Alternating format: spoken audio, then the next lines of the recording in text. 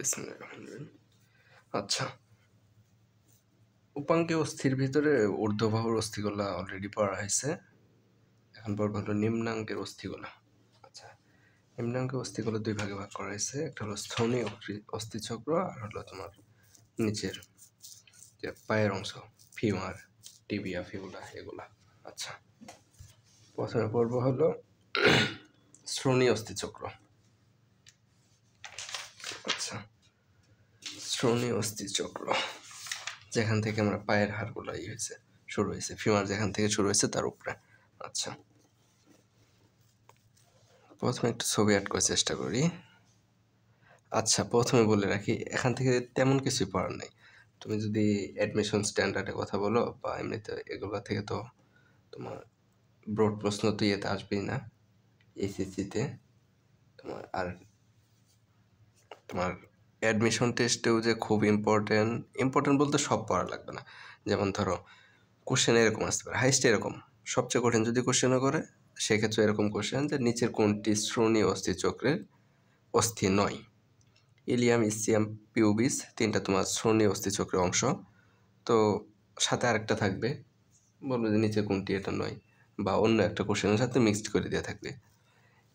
এই চ্যাপ্টার থেকে মেইনলি এটাই সবচেয়ে বেশি কোশ্চেন হয়, নিচে কোনটার অংশ নয়। পায়ের হাড় তোমার, তারপরে হাতের অস্থি, পায়ের অস্থি দুইটা মিক্সড করে দিবে। নিচের কোনটি ঊর্ধ্বাঙ্গের অস্থি, নিচের কোনটি নিম্ন অঙ্গের অস্থি, বা নিচের কোনটি মেরুদণ্ডের অস্থির বৈশিষ্ট্য নয়, এরকম কোশ্চেন আসবে। আচ্ছা, আর যে বলছি তো ইগুলার তোমার কার্পাল, আর নিচে পায়ের ক্ষেত্রে আমরা কিছুক্ষণ পরে পড়বো হলো টার্সাল। নিচের কোনটি টার্সাল অস্থি নয়, বা কোনটি টার্সাল অস্থি, আর উপরে কার্পাল অস্থি, এরকম নয় বা কোনটি, এরকম এখান থেকে কোশ্চেন আসে মেনলি এরকম। আচ্ছা, শ্রোণী অস্থিচক্র থেকে তিনটা কোশ্চেন, জাস্ট তিনটা জিনিস মনে রাখলে চলবে। এটা ইলিয়াম, ইসিয়াম, পিউবিস, এটা তিনটা অস্থি নিয়ে গঠিত শ্রোণী অস্থিচক্র।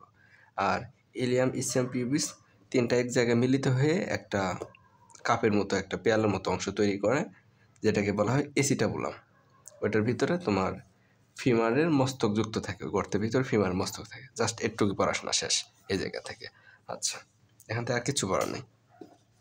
আচ্ছা, এখন যতটুকু বলবো একটু গভীরে গিয়ে ব্যাখ্যা করার মতো, না জানলেও সমস্যা নেই, জানলে একটু মনে থাকবে। আচ্ছা, এর ছবি অ্যাড করার চেষ্টা করি।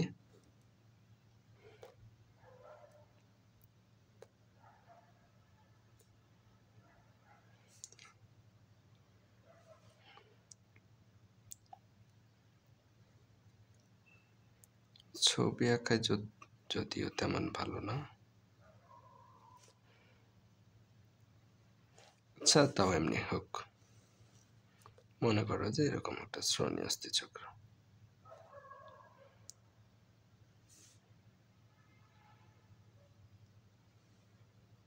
আচ্ছা, মনে করো এটাই, অত ভালো হওয়ার প্রয়োজন নেই। আচ্ছা,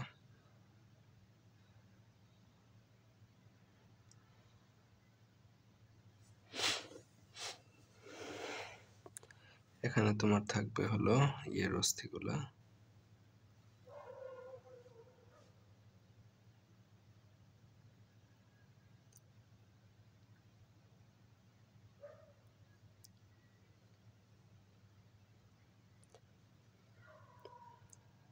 আচ্ছা,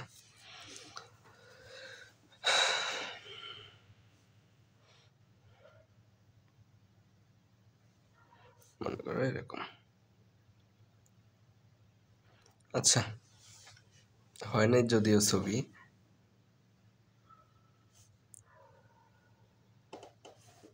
আর এই জায়গায় থাকে হলো তোমার ইয়ের অস্থিগুলা। আচ্ছা, আমরা মেরুদণ্ডের অস্থিগুলা পড়ছি না? প্রথমে থাকে হলো সার্ভাইকাল সাতটি, তারপর হলো থোরাসিক 12টি, তারপর হলো তোমার ল্যাম্বার গটি থাকে 5টি থাকে, তারপরে সেক্রাম 5টি, পরে কোকিস থাকে হলো 4টি। আচ্ছা, কোকিসের ভিতরে যদি 4টি থাকে তবে 4টা এক জায়গায় যুক্ত হয়ে যায়, নাম হয়ে হলো কোকিস। আর স্যাক্রামের ভিতর 5টা থাকে, 5টা এক জায়গায় যুক্ত হয়ে থাকে। আচ্ছা, প্রথমে আছে হলো স্যাক্রাম, 3, 4, 5টা মিলে হলো স্যাক্রাম গঠিত হয়। এই 3টা মূলত স্যাক্রামের অংশ। এর নিচে আরও 4টা থাকে, 4টা। এটা হলো তোমার কোকিস। এটা একটু প্রশস্ত থাকে, এরকম প্রশস্ত থাকে। যদিও ছবি হয় না, এটা একদম নিচ পর্যন্ত আসবে। মনে করো এটা স্যাক্রাম আর আছে, এটা হলো স্যাক্রাম অংশ, এটা মনে করো হলো কোকিস অংশ। আচ্ছা, স্যাক্রাম কোকিস এটা হলো পড়া, তোমার মেরুদণ্ডে পড়া। জাস্ট এখানে একটা জিনিস খেয়াল করতে হবে যে এগুলো দিয়ে একটা প্রশস্ত অংশ তৈরি করছে না, এটার কিছুক্ষণ পরে এটার বৈশিষ্ট্য আছে, ছেলে মেয়েদের ক্ষেত্রে আলাদা আলাদা বৈশিষ্ট্য। আচ্ছা, জাস্ট এটা পিছনের দেয়াল তৈরি করে, এটা আমাদের পিছনের দেয়াল, মেরুদণ্ডটা আমাদের পিছনে থাকে না, পিঠে থাকে পিছনের দেয়াল, এটা হলো পিছনের দেয়াল। আচ্ছা, পিছনের দেয়াল। এরপরে হলো তোমার এটা তিনটা অংশ নিয়ে গঠিত, 3টা অংশ। উপরের, আচ্ছা, এটা মেইনলি হলো তোমার পাখির ডানার মতো, ইলি। আচ্ছা, এই অংশের নাম হলো ইলিয়াম। মিনিংগুলো বলতেছি। আচ্ছা, এটার নাম হলো ইলিয়াম। ইলিয়াম মিনিংস হলো ফ্ল্যাঙ্কস। ফ্ল্যাঙ্কস হতে হলো তোমার ডানা। আচ্ছা, বইতে ছবি দেখাই, এত কষ্ট করে আঁকার কি দরকার। এটা হলো শ্রোণী অস্থি চক্রের। আচ্ছা, এটার নাম হলো ইলিয়াম। তারপরে আছে পিউবিস, তারপরে আছে হলো ইচিয়াম।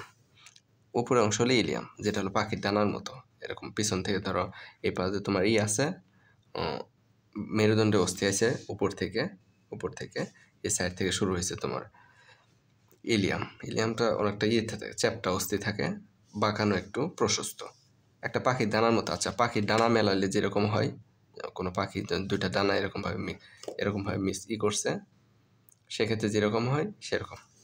আচ্ছা, এটাও মিনিং হলো তোমার ডানা। আচ্ছা, এটা হলো ইলিয়াম, উপরের অংশ। তারপরে এই উপরের অংশ এদিক নেমে আসে, আসার পরে তোমার এদিক যে নেমে আসে, আচ্ছা, নেমে আসে, এই জায়গাটার নাম হলো তোমার পিউবিস, এই উপরের অংশ, পিউবিস। আচ্ছা, পিউবিস হতে মেইনলি বোঝায় মন্থ, পিউবস, মন্থ কি মানে যে জায়গায় হেয়ার গ্রো করে আমাদের। আচ্ছা, পূর্ণবয়স্ক মানুষের যে জায়গায় হেয়ার গ্রো করে সেটা হলো তোমার পিউবস, সেটাকে বলে পিউবস। আর এই অঞ্চলে হয় যেহেতু এর নাম রাখছে হলো পিউবিস। আচ্ছা, আর নিচের অংশটা হলো তোমার মেইনলি এটার সাথে ফ্ল্যাট আকারে থাকে না, এটা এই জায়গার পর থেকেই এটা পিছন দিকে বেঁকে যায়, পিছন দিকে বেঁকে গিয়ে একটু পিছন থেকে গঠিত হয়। এটা অ্যাকচুয়ালি মেইনলি পিছনের অংশ, মানে এই জায়গা থেকে বেঁকে যায়। এখন যদিও তোমাদের বইতে এখনো ছবি বোঝা যাচ্ছে না, দেখি আরো ছবি আছে কিনা। আচ্ছা,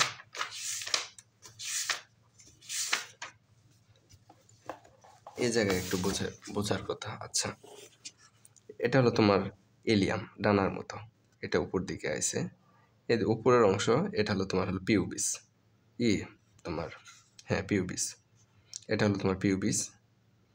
আর এটা এখান থেকে যাওয়ার পরে এটা ঠিক পিছন দিকে থেকে একটু বাড়তি অংশ হয়েছে, পিছনের দিক থেকে আর নিচের দিকে আসছে, নিচের দিকে অন্য পাশে, এটা হলো তোমার পিউবিস হলো সামনের দিকে অংশ, আর এটা হলো তোমার পিছনের দিকে বাঁকানো অংশ, এটা হলো তোমার ইসচিয়াম। আচ্ছা, তার মানে যে নিচের অংশটা দেখতেছি এটা হলো তোমার ইসচিয়াম।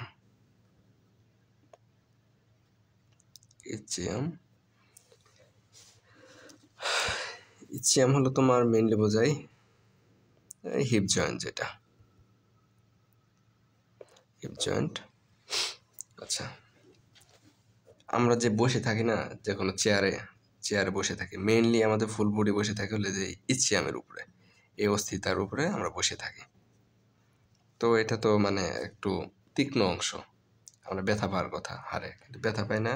আমাদের এখানে অনেক থাকে, চর্বি থাকে, প্রচুর পরিমাণে চর্বি থাকে, মাংস থাকে, পিছনে মাংস থাকে, এটাই হলো মেইন রিজন যেন আমরা সহজে বসতে পারি। আচ্ছা, তাহলে গেল ইলিয়াম, ইসচিয়াম, পিউবিস। আচ্ছা, এখান থেকে আর কিছুই করার নেই, তবে এখানে কিছুই আছে, কিছু টার্ম আছে, ওয়ার্ডগুলো তোমার একটু কঠিন লাগতে পারে। যেমন ধরো ইনফিরিয়র, সম্মুখ ইনফিরিয়র বা পশ্চাৎ ইনফিরিয়র কাটা, তোমার ইলিয়ামের ক্ষেত্রে এটা ধর ইলিয়াম, এ জায়গায় একটু বাঁকা থাকে না, এ জায়গায় একটু বাঁকা থাকে, তো এটার উপরের অংশ কাটাকে বলা হয় তোমার একটু একটু বাঁকা থাকে, তো একটু কাটার মতো তৈরি হয়, স্পাইনের মতো হয়। উপরে মানে হলো তোমার সুপিরিয়র, তো এটাকে সুপিরিয়র কাটা বলে, নিচেটাকে বলে ইনফিরিয়র কাটা।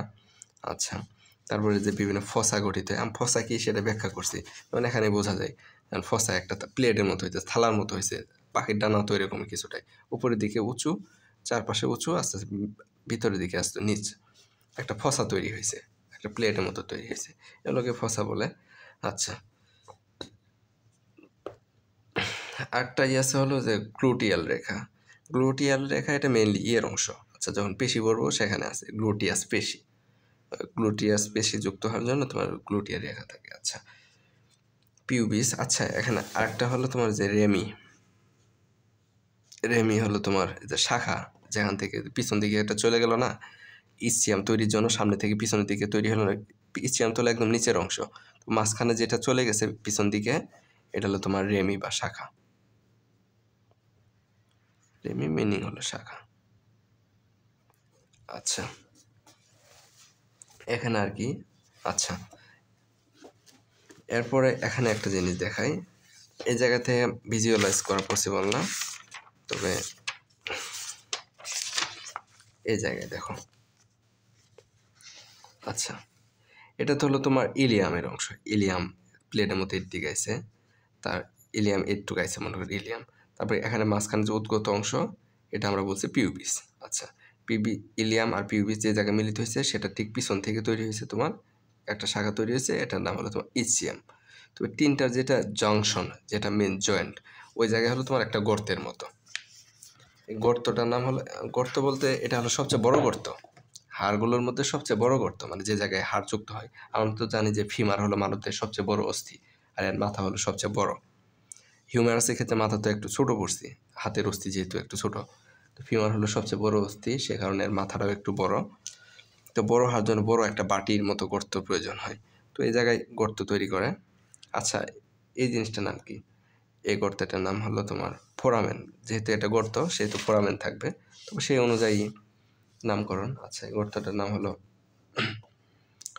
অবরিটেড অবটুরেটর ফোরামেন। আচ্ছা, এগুলো তোমার স্নায়ুর সাথে রিলেটেড আর পেশির সাথে রিলেটেড, এই যে আচ্ছা এর মিনিং পরে একটু জানতে পারবা। আচ্ছা, এটা হলো ছিদ্র মানে হলো তোমার ফোরামেন।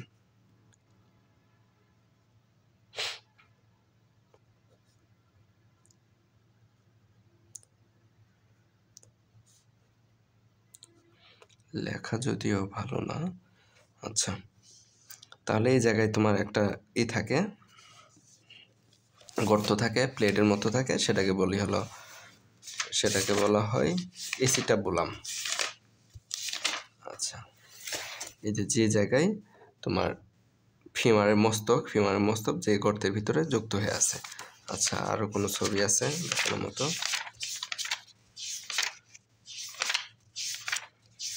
আচ্ছা, নাই, সেরকম দেখানোর মতো কিছু নাই। এই ইয়ের ক্ষেত্রে যেমন এখানে মস্তক দেখছো না, যে স্কেপুলার ভিতরে এখানে যে গর্ত, গ্লিনোয়েড গহ্বর, এখানে হিউম্যানা যুক্ত থাকে, সবকটা অস্থি মিলে অ্যাক্রোমিয়াল প্রসেস, এগুলো মিলে যে কোরাকয়েড প্রসেস, সবকটা মিলে যেখানে গর্তের মতো তৈরি করছে। তো ওই ক্ষেত্রে তোমার যে ইলিয়াম, ইসচিয়াম, পিউবিস সবগুলো এক জায়গায় বড় একটা গর্তের মতো তৈরি করে। আচ্ছা, গর্তের নাম হলো তোমার এসিটাবুলাম। আচ্ছা,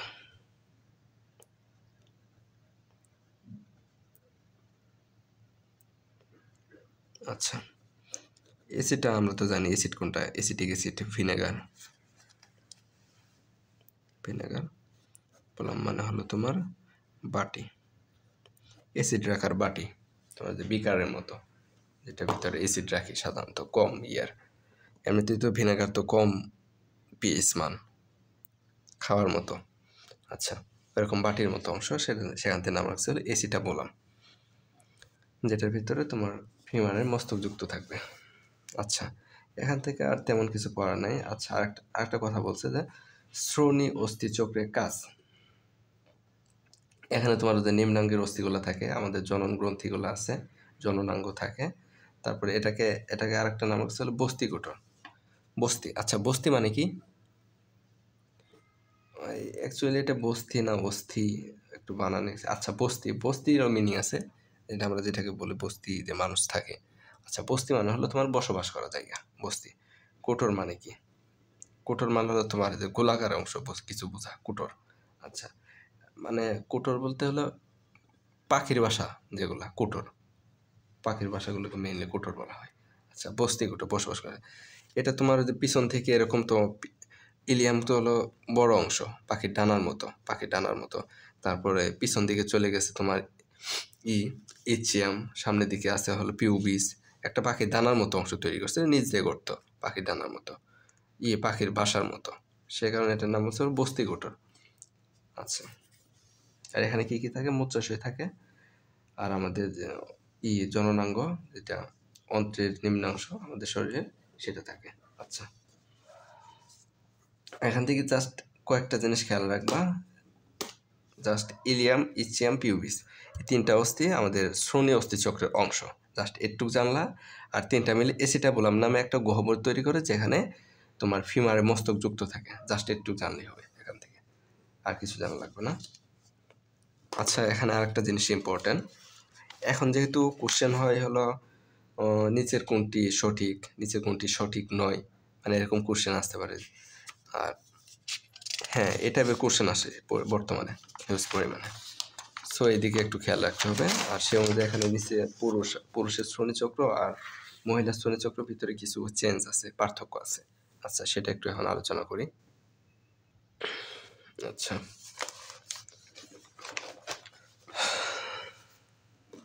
তোমার তুলনার বস্তু হলো, ধরো মনে করো প্রথমে হলো অস্থির, দেখা যায় কি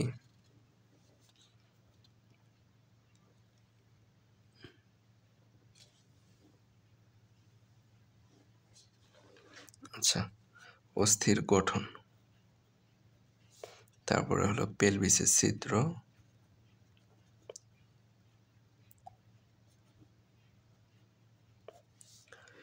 তারপরে আছে হলো স্যাক্রাম,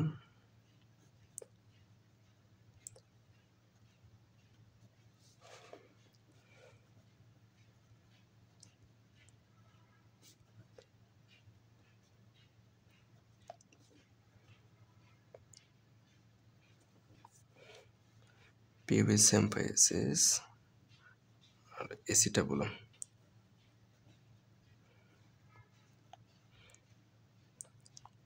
ও আচ্ছা, পিউবিক সিম্পাইসিস, এই জিনিসটা এখানে মিসিং গেছে। আচ্ছা, এই জিনিসটা দেখাইতেছি।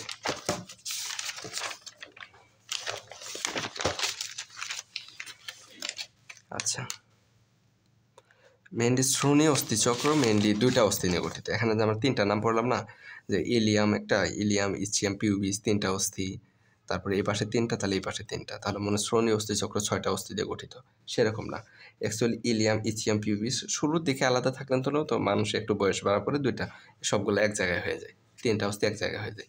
আচ্ছা, জন্মের সময় যে মানুষের 300টা অস্থি থাকে, আর পূর্ণাঙ্গ বয়সে থাকে হলো 206টা। তার মানে হলো বাকি অস্থিগুলো এগুলোর সাথে জয়েন্ট হয়ে যায়। আচ্ছা, একটা অস্থিতে পরিণত হয়। যেমন এখানে স্যাক্রাম গঠিত 5টা অস্থি দিয়ে, কোকিস গঠিত 4টা অস্থি দিয়ে, 5টা, কোকিস থেকে হলো 4টা। আচ্ছা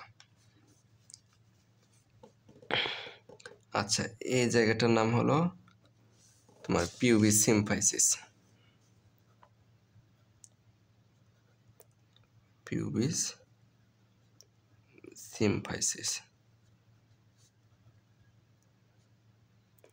ফাইসিস।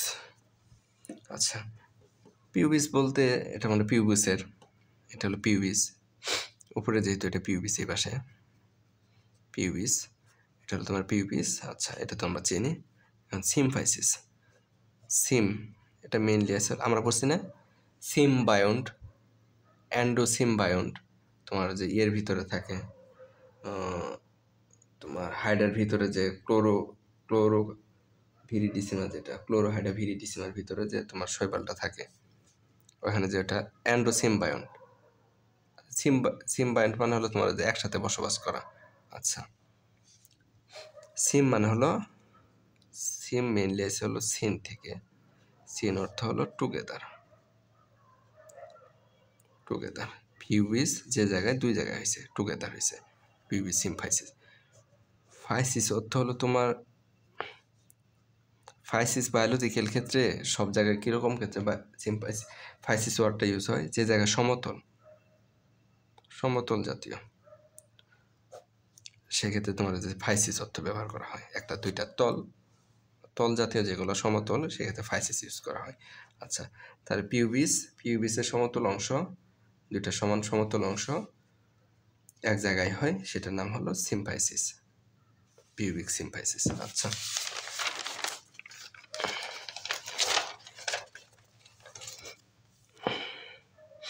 আচ্ছা এটা ধরে মেল, এটা ধরে হলো ফিমেল, মেল ভার্সেস ফিমেল। আচ্ছা আচ্ছা, ছক আকারেই বলি।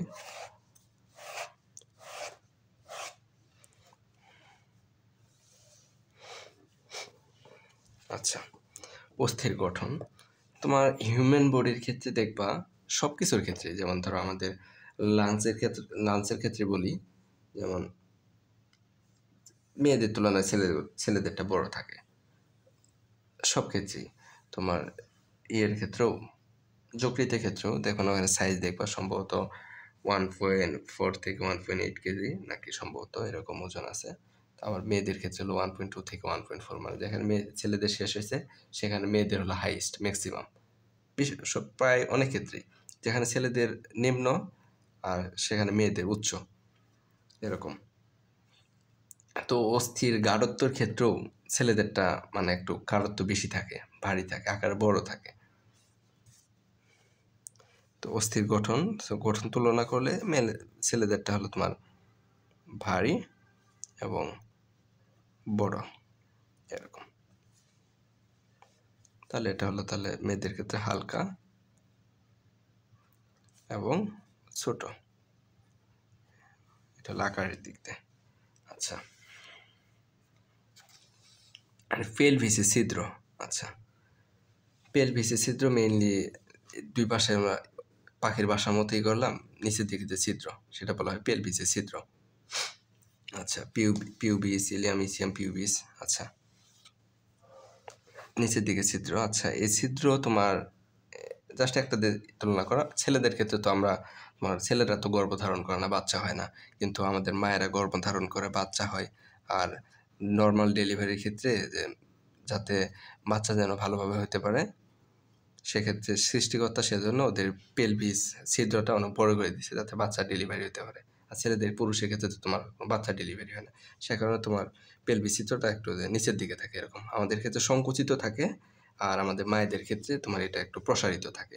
প্রসারিত থাকার কারণে আমাদের মানে মায়েদের ক্ষেত্রে হিপ বোনটা প্রশস্ত হয়, আর ছেলেদের ক্ষেত্রে হিপ বোনটা মানে শরীরের আকারের সাথে থাকে। আর মেয়েদের হিপ বোনের ক্ষেত্রে শরীরের কোমরের থেকে একটু বাইরের দিকে চলে যায়, প্রশস্ত থাকে। যেহেতু এখানে পেলভিসের ছিদ্রটা একটু বড় করার জন্য তোমার এই জিনিসগুলো সবগুলো প্রশস্ত থাকে। যেমন ধরো যে সেক্রামের কথা বলি, সেক্রাম কোক্কিস, ছেলেদের ক্ষেত্রে তো সেক্রাম সংকুচিত থাকে, আর মেয়েদের ক্ষেত্রে সেক্রামটা, ছেলেদের ক্ষেত্রে মনে করো এরকম সেক্রাম, মেয়েদের ক্ষেত্রে সেক্রামটা থাকে যে এরকম প্রশস্ত, একটা বাড়তি অংশ তৈরি করে যাতে ছিদ্রটা বড় হয়, পেলভিসের ছিদ্রটা যেন বড় হয়, একটা বড় একটু প্রসারিত থাকে, সেজন্য মায়েদের এই বোনটা একটু প্রশস্ত থাকে, কোমর। আচ্ছা, তাহলে সেক্রাম পড়লাম, তা মায়েদের ক্ষেত্রে কেন প্রশস্ত, যাতে পেলভিসের ছিদ্রটা বড় হয়, এটা হলো প্রশস্ত। প্রশস্ত হওয়ার কারণে এটা সাইজে খাটো হয়ে যায়, খাটো আর চ্যাপ্টা আগে যেটা ছিল সেটা চ্যাপ্টা হয়ে যায়, প্রশস্ত হয়ে যায়, খাটো হয়ে যায়, যেহেতু সব দিক থেকে সাইজ কমে যায়। আচ্ছা,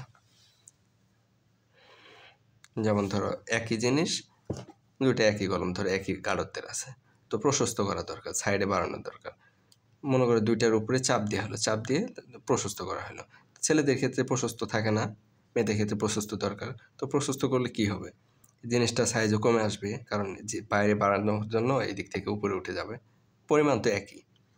আর এখানে যেহেতু প্রশস্ত করা হবে তবে জিনিসটা তখন চ্যাপ্টা হয়ে যাবে, পরিমাণ ঠিক রেখে। আচ্ছা, এটা গেল। তাহলে ছেলেদের ক্ষেত্রে স্যাক্রাম কি, স্যাক্রাম হলো ছেলেদেরটা সরু,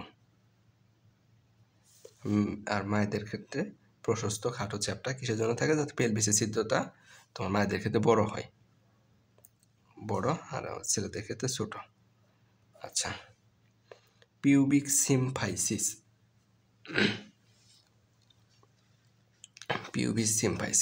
আচ্ছা, পিউবিক সিম্ফাইসিস কোনটা সেটা তো আমরা দেখাইছি। আচ্ছা, এখানে দুইটা ওয়ার্ড ইউজ করছে মেইনলি, গভীরতর আর হলো অগভীরতর। আচ্ছা, এটা বাংলা আর বাংলার সাথে তুলনা করলে চলবে না। আচ্ছা আচ্ছা, এটা হলো পিউবিক সিম্ফাইসিস, এই জায়গায় অংশ। তোমার আমরা গভীর আর হলো অগভীর, অগভীর মানে যে গভীর না সেরকম না, যেমন অগভীর পানিতে নামো না, গভীর পানিতে নামো না। অগভীর তেমন তো গভীরকে আরো বিশেষায়িত করা হয়, যেমন এটা হলো তোমার একটা ছিদ্রের মতো, মনে করো এটা হলো একটা পুকুর, তো অগভীর জলে, তাহলে এটা হলো আরো বেশি, ভিতর দিকে বেশি। আচ্ছা, অগভীর মানে হলো আরো ভিতর দিকে চলে গেছে। তো যেটা হলো তোমার যেটা গভীর সেটা মনে করো এরকম হয়েছে, তারপর তোমার এরকম তৈরি হয়েছে, মনে করো এরকম তৈরি হলো, এটা হলো একটু। আর যেটা অগভীর, এটা সেক্ষেত্রে কি তোমার এটা একদম ছোট, তাহলে যে এটা একটু অনেক বড় থাকলো, যেটা এটা ভিতর দিকে যেহেতু ছোট, এরকম। দুইটা প্রশস্ত সমানই এরকম সাইজের ভিতরেই রাখছি, কিন্তু এটা যেহেতু এখানে পিউবিক সিম্ফাইসিস যেহেতু এটা বড়, সেক্ষেত্রে এটা তোমার হলো গভীর। আর অগভীর কেন, পিউবিক সিম্ফাইসিসটা কম জায়গা নিয়ে গঠিত, তাহলে এটা ভিতর দিকে একটু গর্ত বেশি, মানে এটা হলো এরকম, এটা হলো অনেকটা এরকম, এটা হলো তোমার অ্যাঙ্গেল কম আর এটা হলো অ্যাঙ্গেল বেশি। আচ্ছা,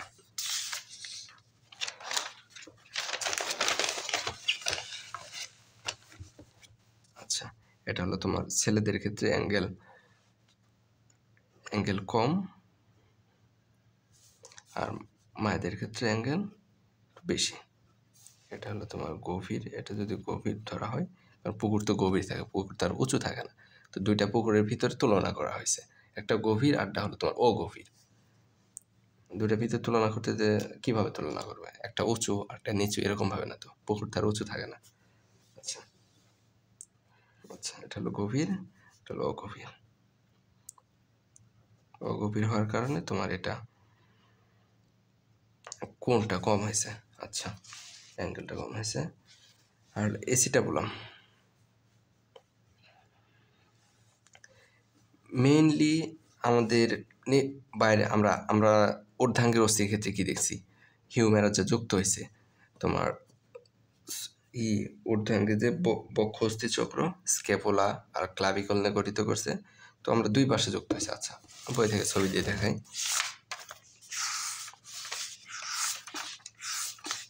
আচ্ছা,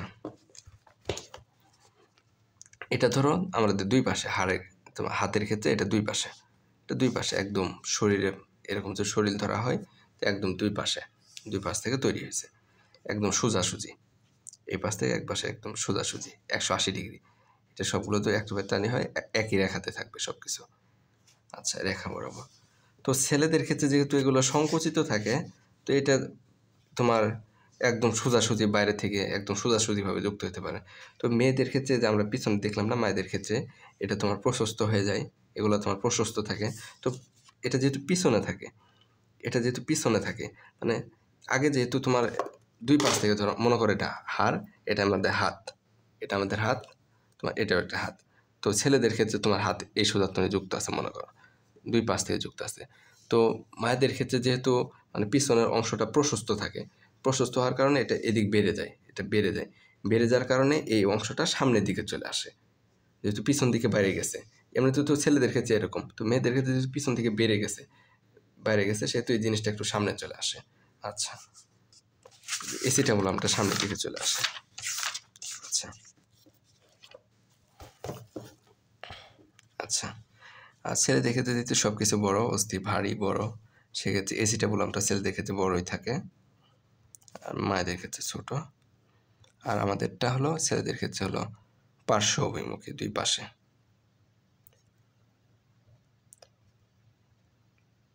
পার্শ্ব অভিমুখী, আর মায়েদের ক্ষেত্রে হলো সম্মুখ অভিমুখী, মানে সামনের দিকে একটু চলে আসে। কেন আসে বুঝতে পারছো?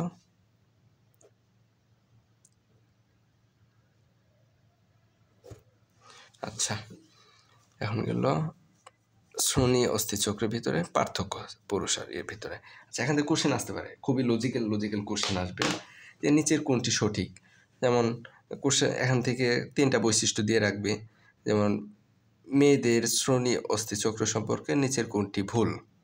এখানে রাখবে মেয়েদের অস্থির গঠন হালকা, তারপরে সেক্রাম চ্যাপ্টা, পিউবিস গভীর, তারপরে এসিটাবুলাম পার্শ্ব অভিমুখী। কী দেখাবা ভুল কোনটা? এসিটাবুলাম পার্শ্ব অভিমুখী, এটা হলো তোমার ছেলেদের কাছে, মেয়েদের বৈশিষ্ট্য নয়। মানে বৈশিষ্ট্যগুলো একটু লজিক্যালি মনে রাখবা, যেভাবে আমি বলে দিছি। আচ্ছা, তাহলে ভুল হবে না, এখান থেকে লজিক্যালি কোশ্চেন আসবে। আর যদি এমনিতে যদি শুধু মুখস্থ করো, দুইটার ভিতরে বৈশিষ্ট্য মনে থাকবে না, দুইটার ভিতরে একদম খিচুড়ি বানায় ফেলবা। সো এগুলো একটু লজিক্যালি মনে রাখার চেষ্টা করবা, যেহেতু এখন কোশ্চেনগুলো অনেক লজিক্যাল আসে। আচ্ছা, এরপরে একটা জিনিস আছে, ইলিয়াম, এটা হলো তোমার ইলিয়াম। দুইটার উচ্চারণ একই, প্রনাউন্সিয়েশন দুইটার একই, বাট পার্থক্য কি? এই দুটার ভিতরে কনফিউশন লাগে কোশ্চেনে। কীভাবে কোশ্চেন আসবে? যেমন ধরো তোমার কোশ্চেন করলো নিচের কোনটি ক্ষুদ্রান্তের অংশ নয়, ওখানে তোমার ডিউডেনাম, জেজুনাম, ইলিয়াম। তো ইলিয়ামের ভিতরেই দুইটা বানানি দেওয়া থাকবে, এই ইলিয়ামও বানান থাকবে, এই ইলিয়াম। তো তোমার ভিতরে কনফিউশন ধরে যাবে নিচের কোনটি তাহলে ক্ষুদ্রান্তের অস্থি নয়, ক্ষুদ্রান্তের অংশ নয়। তখন তুমি এটা দাগাবা নাকি এটা দাগাবা, এরকম কোশ্চেন আসতে পারে। আচ্ছা, তো এখানে দেখবা না ইলিয়াম, আই এল, তারপর IUM, আর এটার ভিতরে এখানে আই আছে। আই কি? লম্বা আই। আমরা অস্থির ভিতর পড়ছি হার্ট, হিউমেরাস, তারপরে কিছুক্ষণ পড়বো ফিমার। অস্থি মানে হলো লম্বা, এটা দেখতে কিন্তু হাড়ের মতো, এটা হাড়ের মতো, মনে করো এটা হাড়ের মতো। আই এরকম না, বড় হাতে, মনে করো হাড়ের মতো। আর ইলিয়ামের ভিতরে আছে, মানে কি? পেঁচানো অংশ। মানে হলো পেঁচানো অংশ। আমাদের নাড়ি ভুঁড়ি কিন্তু পেঁচানো থাকে, তো ক্ষুদ্রান্তে যে ইলিয়াম সেটার ভিতরে দিয়ে, আর যেটা আমাদের অস্থি ইলিয়াম পড়লাম, ইলিয়াম ইসিয়াম পিউবিস, যে ইলিয়ামটা পড়লাম সেটা হলো তোমার হাড়ের মতো, আই আছে। আচ্ছা, তাহলে এই দুইটার ভিতরে কনফিউশন লাগায় না।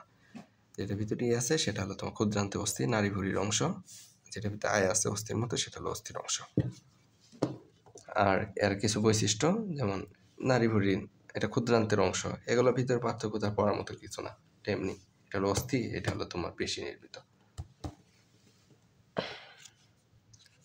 আচ্ছা, টুক গেল।